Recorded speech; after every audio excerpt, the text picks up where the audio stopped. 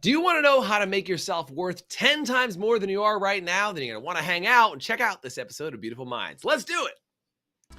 Your mind is a beautiful thing, but if left unattended, it can get ugly real quick. If you're not constantly curating the content your mind consumes on a daily basis, then your surroundings will dictate your daily thoughts, habits, behaviors, and actions. This show has only one goal: to leave your mind more beautiful than it was when you arrived. Welcome to the Beautiful Mind Show.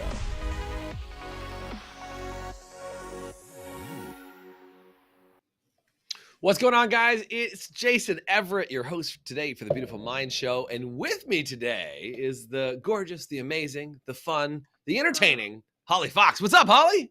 Hey, I'm doing great, Jason. How are you? It's good to be here. Yeah, so glad to have you on today. I want to talk about the subject of increasing your worth. Man, this is such a big topic. And Holly, we were talking about this when we were doing show prep, right?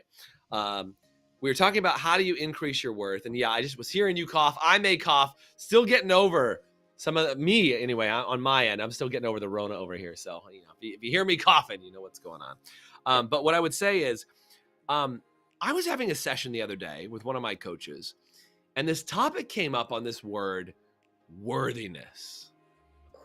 And I just want you guys to if you've ever had a self-doubt or thought like, am I worthy of making that income? Am I worthy of having a great relationship? I think that's where doubt in my mind, Holly, sometimes really creeps in. If I'm really transparent and honest, is like, that kicks my butt. Do you know what I mean? Yeah. Is like, I go, sure. Like and here's where it comes up the most, in my opinion. And it's very easy for people to say, don't compare yourself to others, right? Super easy, right? Well, Holly, don't compare yourself to anybody else. You don't know their story. You don't know their background. Just run your race. Just do your thing. But if you guys ever have compared yourself to others, would you do me a favor and in the chat say guilty? Because I am guilty of that one all the time. Like, Holly, have you ever met somebody who I meet a lot of people who run the same kind of business that I have. And then they say things like, they're like, well, I just started 6 months ago and they make 10 times more than me some magical way. And I'm like, screw you. Like, do you know what I'm saying? I'm like, I've been doing this for 13 years and you come and do it in 6 months, whatever. I'm like, well, Jason, you don't know their background. I'm like, yes, I do. They're 22 years old. I know their background, and I get frustrated. Like, if you've ever compared yourself, this conundrum of comparison. And I really work hard on this one. And I think what it really boils down to, Holly, is if you're really honest, you're questioning your worthiness when you say, why can't I have what they have? Exactly. Like, it's such a human trait that we have to compare ourselves, right? And maybe it's because I'm the older brother and I have a younger brother, right? Is like, so there was always like, well, I was this age and we always had a point of comparison, right? Or my cousin was always comparing myself to my older cousin or your younger brother or whatever it was. And there's this point of comparison. And it's very easy to say, don't compare yourself to others. But can I just say it's really hard? And if you've had a hard time with that one, comment hard as we're talking about this during the show today. Because it's funny go ahead. That you're talking about where you're the older and then you have a younger brother. I was the youngest one. And my brothers always compared because they're like, well, Holly got to do whatever she wanted. Holly gets to do this. And as a younger one, it was like, well, if they get to do that, I'm going to do it too, and right. Like ride their bikes uptown or be able to have that freedom. So, yeah, it's interesting, right? Because we're talking about kids. This is what I was thinking about. I shot a video this morning. I was talking about this, is that if you ever question your worthiness, it's probably because you're comparing yourself. Right? You're like, why don't I have the income yet? Why don't I have the job yet? Why don't I have the business yet? Why don't I have, for single people, like, why don't I have that perfect spouse yet? Why don't I have this yet? Or maybe you're married and you're like, why don't I have the relationship that my friends have? It looks so much better than my relationship.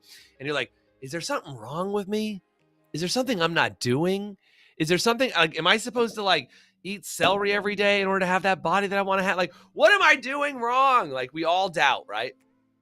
And I think what happens, Holly, is like, if you really want to know what you're worthy of, and if you have children, which, you and I both have kids, right. If you have children and you've ever held a baby and you look at that baby, and by the way, you'll know exactly as I say it as you listen to the show today, is that when you look at that child and you ask yourself, what are they worthy of? And the answer is super simple.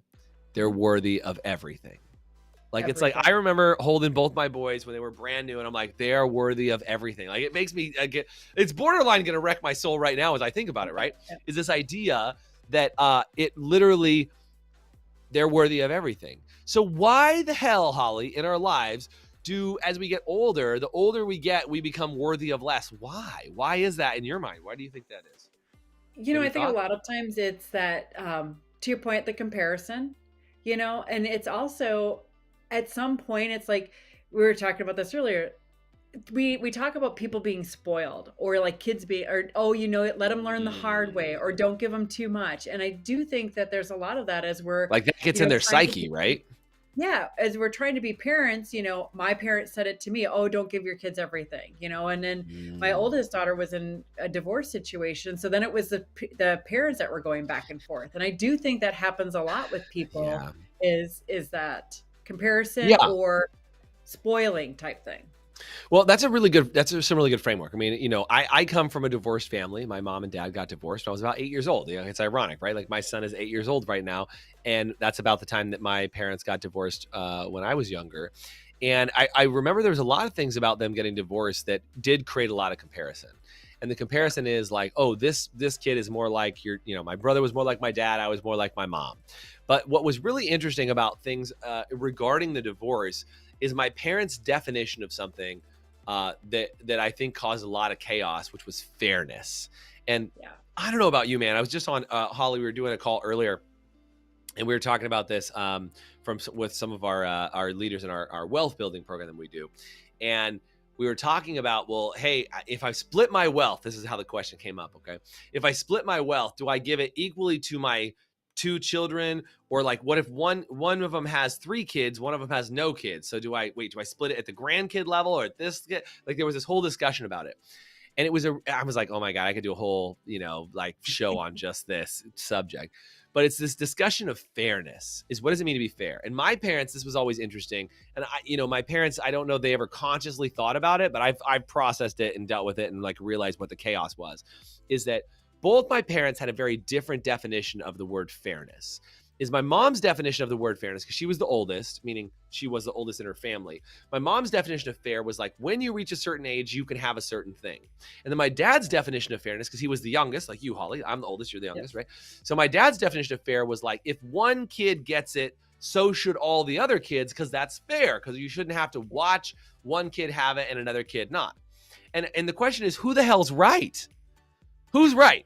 The one who says get it when you reach a certain age, or the one who says if one kid has it, so should everybody else? I want to know. You guys tell me in the chat, or yell at whatever cell phone or car you're listening on. Yell it. Who's right? My mom or my dad? Is my mom right, or is my dad right? Who's right? When you reach a certain age, or one should have it, so should the other one? Because that honestly like ruled my whole life. And it created a lot of conflict, because my mom was like, nope, you can't have it till this. And my dad was like, yep, gonna get it right away. And this happened over and over again. And I want to say this, neither one is right, and both is right at the same time. Right. Because the answer is, it really kind of depends. Like, so how I choose to define it is like, look, the government is only going to let you get your kid a driver's license when they're 16. Right? Yeah. Like, Yeah, you're going to have to be a certain age. Yeah. Right. Yeah. Like, you can only buy a lottery ticket when you turn 18, or all these other things you get to do. Like, there are ages, right, that are like, you have to wait and earn your way there. But with my kids, it is very similar. I can't like, get some video games for one kid and then make the other kid say, well, in 3 years, when you're old enough, then you'll be able to touch that video game. Like, it just doesn't work that way. There's some things that like, hey, you can both do it, even though you're different ages. There's a thing you can do, but there will be these moments in life that says you must be this tall to ride this ride. But rewind back to what we're talking about on worthiness. Because I think worthiness talks about, how do you value your self-worth? And this episode is about, how do you make your self-worth 10 times more? The number one thing I will give you, hot tip number 1, is understand that you are worthy of everything, right? Your kids are worthy of everything. You are worthy of everything, but you take yourself out by creating these comparison analogies of like, you must be this tall to ride this ride. You must do this in order to earn this. Like, there's this idea that it has to be earned somehow. The value of you is based on somebody else's perception or somebody else's decision of your worthiness. Yeah. Yeah. Well, and that goes into like relationships, like Hmm. people that, as you get into your 20s and 30s, like, oh, I should be married or I should have kids by this point, and that your worthiness is Right. based By on now. whether or not, pardon? By now, I should have already done Yeah. that. Yeah, yeah, or people that are in relationships, like, I'm not worthy unless I'm in a relationship or, having those types of Hmm. things, and I do think that that happens a lot more when we're younger than when, we're getting into the, our 40s or 50s. But then it's a Yeah. comparison, like, why do the younger people move faster than we do? Because I see it all the time with my team. Like, they're knocking stuff out all the time because 'cause they're way younger and they have a little less fear with some of that too. Yeah, and I think that's a big part of it, right? Is talking about it is what's the fear threshold? What is your knowledge threshold? Like all of those things factor into place. But I think the most dangerous place, if you're talking about your own self-worth and your own value and making yourself worth 10 times more, you get to pay attention to what questions are you asking yourself. And I think it's the most dangerous question to ask if you say, am I worthy or am I worth it? Holly, we work a lot with salons and spas. Obviously you own a salon and spa, and one of the things about raising prices comes up all the time. Now I work with a lot of people who are like not in the salon and spa industry, but they're speakers, and the question becomes like, well, how do you raise your price as a speaker when you're going around and speaking on these major stages? Like, what is it that you need to know in order to charge more? And it's really interesting is that the real answer that I found from charging a little and charging a lot is it's whatever the bleepity bleep you ask for and you Right. feel you deserve, you will get paid. Like, is Yeah. that weird? I don't think it's weird. I just think most of us don't think that way. Most of us are Yeah. waiting for somebody else to tell us what we're worth, not us Correct. tell them. Correct. You nailed it. Nailed it, right? Is that we're waiting for somebody to say, you're worth this. And even as a speaker, for example, even as a speaker, you're waiting for a client to pay you at a certain rate. And you're like, okay, well, that's my self worth. And I'll tell you how I solved it a long time ago. And you guys might be able to do this as well, to help you 10 times your worth of what you do. Is you want to slowly raise your prices in a way that helps bump up your value. I'll give you, for instance, now I'm coughing, right? I'll give you for instance. When I first started coaching people and I was charging an hourly rate, I charged a very minimum hourly rate, and I wanted to see, would anybody even pay that rate to do coaching? Like, I was Mhm. like, I don't know what do coaches charge. They charge this much. Okay, cool. I'll charge that. And I charged it. And as soon as my schedule got decently full of clients, I was like, well, hey, now the next client I want to take on, I'm going to raise my rate for that next client because now I'm full. I'm getting value. I've seen that that's the market price. It's getting weighed in for what I can do, and people are getting value out of that. And I doubled my price for coaching. I doubled my price, and then what ended up happening is I got rid of, like, as some of my lower end clients dropped off, I replaced them with the higher end clients who were paying double, and then I shifted into that double price point. Then I started losing a couple clients at that double price point, and I started adding on clients at double again that price point, and double again, and double again, and I probably doubled, I don't know, 4 or 5 times I doubled my prices, right? And then the question became, and I want you guys to hear this, and I'm going to talk about how to do it because I think this is another opportunity for you to 10x. But I got to take a short break.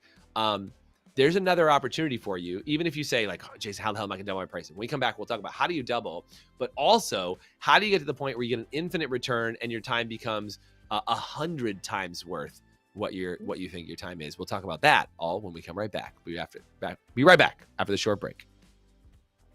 Would you like to have an even more beautiful mind? Well, we'd like you to have one, and we actually created a 7-day Beautiful Minds Challenge, which is a little bit of a choose your own adventure challenge for just 7 days. And I really think you can do anything for 7 days. It's definitely not easy, but it will be simple for you to get access to it. All you have to do is comment anywhere on this video or send me a message on social media that says 7-day, and I'll send you immediate access to not only our Beautiful Minds Facebook group, but also our Beautiful Minds Challenge, where you can go through 3 different areas: your mental health, your emotional health, and your physical health, and get challenges in each of those areas that'll help you get a handle on each of those areas inside your life to give you more control over what you want to do every single day. So do me a favor, comment 7-day or send me a message on any social media, and I'll make sure I give you access to our exclusive community group as well as access to the challenge. Thanks so much, and now back to the show. Yeah, speaking of self-worth, self-value, and increasing your value, do hard things, man. If you can do things that nobody else can do on planet Earth, people will pay lots of money to come see you and watch you. I'd asked a question, Holly. I was working with these guys that work with a lot of major celebrities, like very, very famous household name, Academy Award winner type celebrities.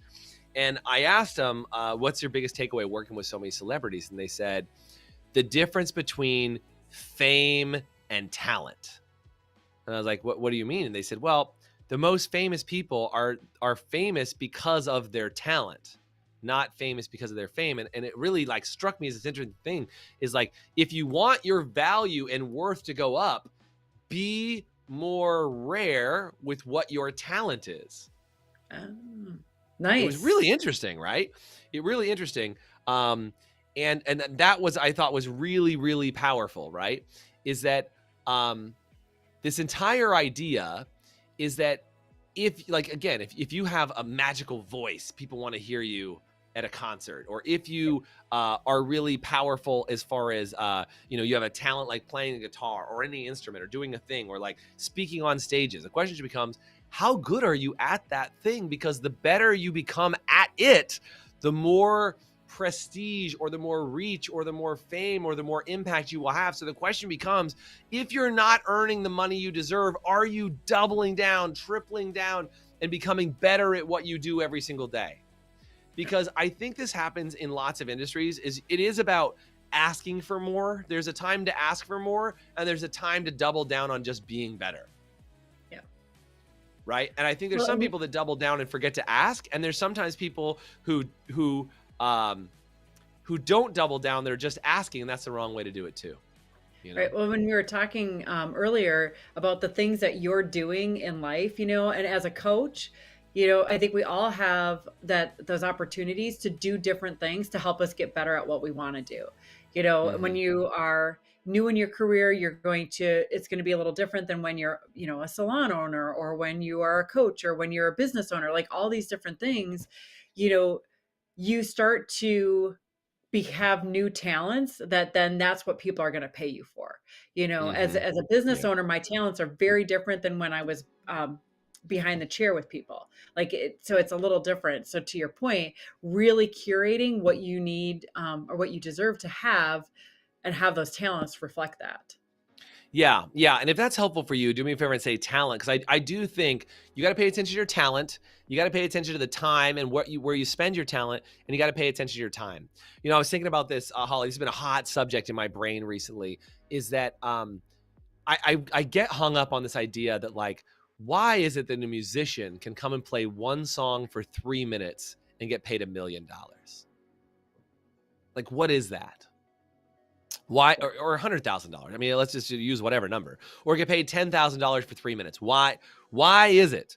What is it that they do that one time, that one place, that one thing that you just go, dang, that really is an incredible, like people want to watch it. And it's because they're showcasing their talent. They've spent their time developing their talent. And again, you're not paying for the 3 minutes that you're watching them. You're paying for the thousands of hours they spent refining that 3-minute song that showcases who they are. And what I really believe, I don't mean to go all woo-woo and deep on you with this, but like they're embodying their worthiness. They have that same like expression. And I listen to these musicians and I listen to these people who talk, and I just go, they're living in their fullest version of themselves at that moment, in their fully expressed version of them. And there's such a shortage of that in this world that people want to see it.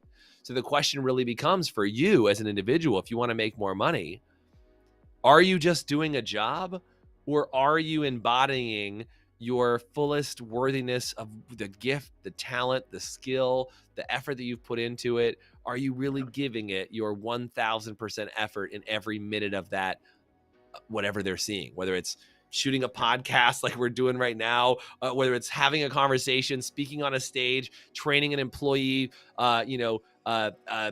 helping somebody at the grocery store. It doesn't matter, right? It's like literally, what are you doing to showcase your own self-worth? Do you stand in it? Do you know your value? And are you getting other people to do it? And when you realize that your worth and your potential is unlimited, it can be just a profound gift that you give to people, because people will pay money to see it. Right. Agreed. Well, and I think one of the gifts that we've talked about before, for you, Jason, is the gift of being able to raise people's energy. Mm, And, and as a yeah, coach, people will pay you to help raise their energy. yeah, And, yeah. it Well, really makes a big difference. think about music. Music changes your energy, right? Like, Absolutely. music can elevate your mood. And I think that's why people pay a lot of money, pay a lot of money. They don't pay a lot of money, but they do it in mass, which ends up making people a lot of money. Right. Is music can change your mood in a minute. Right? It's Yep. like, let's put on We Are the Champions and try not to be like, yeah, like, you get in this mood within a minute. It's like a 1 minute mood shifter. Right. And you're Yep. right. Like I love helping people change their mood. I love it. I love being a mood influencer. I'm adding that to my Instagram title, by the way. Mood influencer. That's what I am.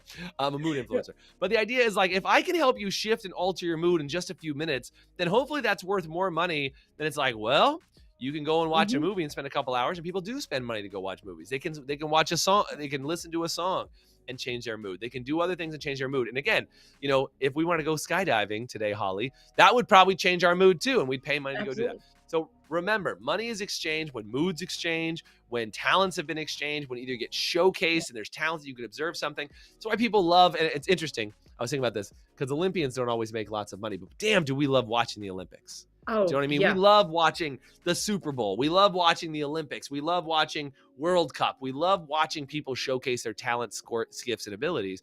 And I think the thing about, why pro athletes get paid so much money is because we love watching talent. Yes. And they've Agree. monetized their talent, right? It's like Yeah. we love watching football and soccer and baseball and hockey and all these other things because Yeah. you're like, I love watching the struggle and the strife and somebody who's extremely talented showcase their talent. And they've Right. monetized it and said, hey, there's interest enough in football every single week that we can televise these games and commercialize these games and do all these things that we can pay these people top talent. Versus Olympics, they may not get paid the same way, but damn, I still love watching the Right. Olympians be showcased with their talent.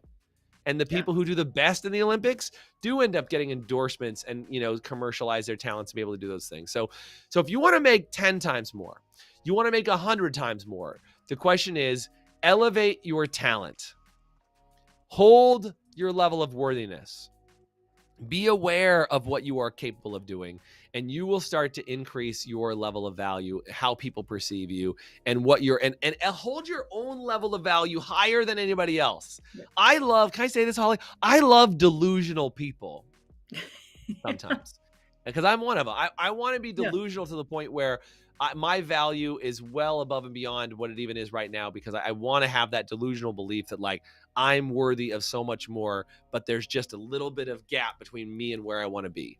I want to be so delusional that it's there. Now you got to back it up with time, talent, practice, all those things. Back it Right. up. But get yourself in that position of talent, and it'll be an incredible gift that you can give to other people. Anything you want to say as we close out, Holly? I've got to wrap in just a minute here. Yeah, I would say too is hang out with other delusional people. Because if Yes. if they're, and I know we were talking about the comparison before, but if everybody's going along that same journey, it's a lot more fun and you can get there a lot quicker. Yeah, and if you can handle that, if you can handle it and avoid the comparison, but you Yeah. can get into what I've heard called, and I love this term, co-opetition. You get Yeah. in cooperative competition with those other people, and that's why when you put the best athletes on the field, iron sharpens iron, right? Yep. Whether that's business, whether that's life, whether there's other things that you do, put yourself in a situation where you can be around people and not collapse under the weight of comparison, but raise yourself up because you have some competition to ask you to go further. You will increase your self-worth. You will increase your value. You will be able to charge more for what you do. And it will be an incredible gift that you start to give to others when you realize, and I love this. I love seeing people. I was just talking to somebody earlier today who's opening up their second location that I thought would never open another location. And I was like, dang, it's because they've been around other people. And they're like, well, they're not any Yeah. different than me. Like, I love that. There's a guy I Yeah. work with. He's 70, his business 75 times bigger than my business, And I was just like, sweet Lord. And every time I talk to him, he's like the nicest dude ever. And he's always like, you can do that. Don't worry about it. And I'm like, I can do that. And I believe in myself differently when I'm around others. So surround yourself with people that will do that, and you will raise your worthiness, raise your aptitude, and you'll become more valuable to the people you interact with. Guys, thanks so much for being on today. Do me a favor. If you love today, do me a favor and say love it. Hit some hearts, hit some comments. Do it. Do something so I know what's going on. I can't wait to party with you guys again soon on another episode of Beautiful Minds. And I hope you feel more worthy and you feel like you can charge more than what you've been charging. Thanks so much for being on today. Holly, as always, it's a pleasure having you on Beautiful Minds. Thank you guys for being here. Bye for now. Thanks, guys. Bye, guys. Thanks for joining us on today's show. If you want to get access to our 7-day Beautiful Minds challenge, you can either comment below and just say 7-day, and I'll shoot you the information so you can get immediate access to that, or find me on any social media and just send me the message 7-day, and I'll make sure I get that out to you right away. And if you really enjoyed today's show, it would do me a huge favor if you went online, whether it was Spotify, Pandora, or iTunes, or any sort of podcast platform that you can find us on, and search for The Beautiful Minds Show, subscribe to our channel, and then make sure you give us a rating. Every time you give us a rating, it helps us get more eyeballs on our show and help more people have a more beautiful mind. Thanks again for joining us.